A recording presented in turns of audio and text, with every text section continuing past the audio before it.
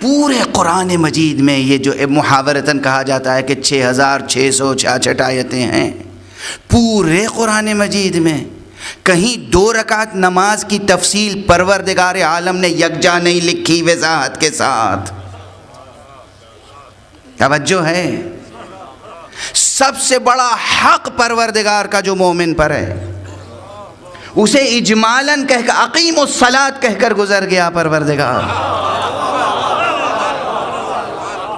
اقیم الصلاۃ کہہ کر گزر گیا. لیکن جہاں بندوں کے حقوق کا مسئلہ تھا، مثال دے دوں، میراث کے احکام قرآن مجید میں کتنی تفصیل سے ہیں. ماں باپ زندہ ہو تو ان کا کتنا حصہ ہے، ماں باپ نہ ہو تو کتنا حصہ ہے، صرف ماں ہو تو کتنا حصہ ہے، صرف باپ ہو تو کتنا حصہ ہے، کوئی نہ ہو صرف کلالہ ہو تو اس کا کتنا حصہ ہے، بھائی ہو تو کتنا ہے، بہن ہو تو کتنا ہے، بیٹے بیٹیاں، کتنی تفصیل سے تفصیل احکام ہیں وراثت کے. اتنی تفصیل سے احکام اس لیے بیان ہوئے کہ یہاں حقوق بشر کا مسئلہ تھا.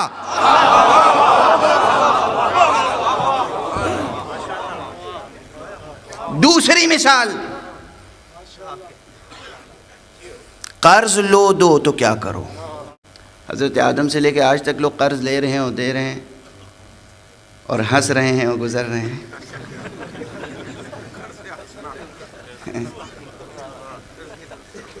ہے نا؟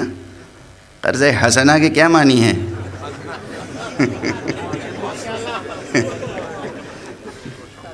علی گڑھ کے شوخ یہ لطیفہ بیان کیا کرتے تھے کہ بھئی قرض حسنہ کے معنی ہے کہ قرض جب ضرورت پڑے تو لے لو اور جب قرض خواہ واپس مانگے تو ہنس دو. آپ ایسا نہ کیجئے گا. یہ علی گڑھ کے منچلوں کی شوخیاں ہیں. کب سے قرض انسان لے رہا ہے اور دے رہا ہے. رہن کے احکام قرآن مجید نے کس قدر تفصیل سے بیان کیے. اسی سورہ مبارک بقرہ کی طویل ترین آیت، قرآن مجید کی طویل ترین آیت، سوال ہے قرآن مجید کی طویل ترین آیت کس حکم میں ہے؟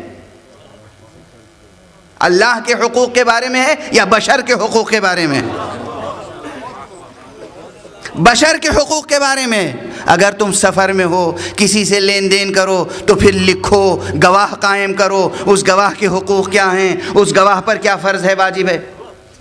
تحریر لکھو، رہن چیز رکھو تو کیا کرو. یہ سب رہن لینا دینا، گواہ قائم کرنا، قرض کے احکام، وراثت کے احکام اتنی تفصیل سے پروردگار نے بیان کیے. اور نماز کا حکم بیان نہیں کیا. مزاج قرآن یہ سامنے آیا کہ پروردگار اپنے حقوق کے معاملے میں تو درگزر سے کام لے سکتا ہے، مگر بشری حقوق کے معاملے میں درگزر سے کام نہیں لے سکتا.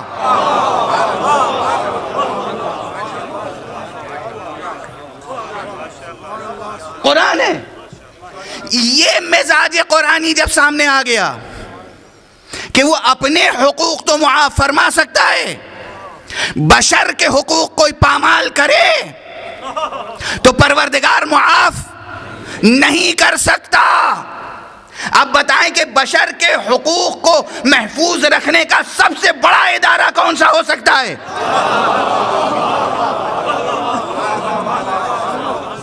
حکومت.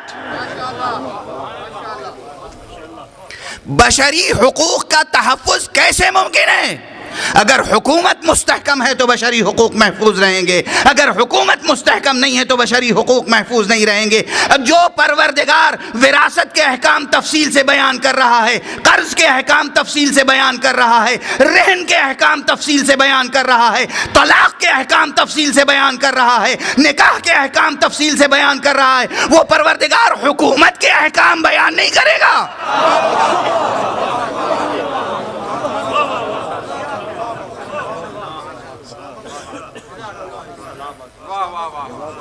1400 برس سے بحث چلی آ رہی ہے.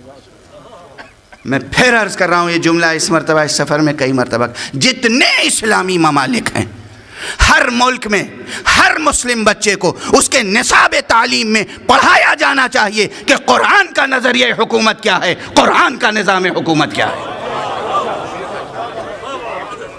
بنیادی حق ہے. آپ سب کچھ پڑھاتے ہیں، مارکسزم پڑھاتے ہیں، لیننزم پڑھاتے ہیں، بالشوازم پڑھاتے ہیں، کیپٹلزم پڑھاتے ہیں، ہر ازم پڑھاتے ہیں الا قرآن کا نظریہ حکومت. کیا ظلم ہے، کیا ستم ہے. یہ تو وہی ایک بریکٹ میں کہنے کے لیے جملہ شروع کیا تھا، وہ بریکٹ اتنا لمبا ہوتا چلا گیا، یہ جملہ معترضہ اتنا بڑھ گیا. قرآن مجید نے جو نظریہ حکومت اور نظام حکومت اور طریقہ حکومت تعلیم فرمایا ہے وہ ولایت کا نظریہ، ولایت کا طریقہ اور ولایت کا اصول و نظام ہے.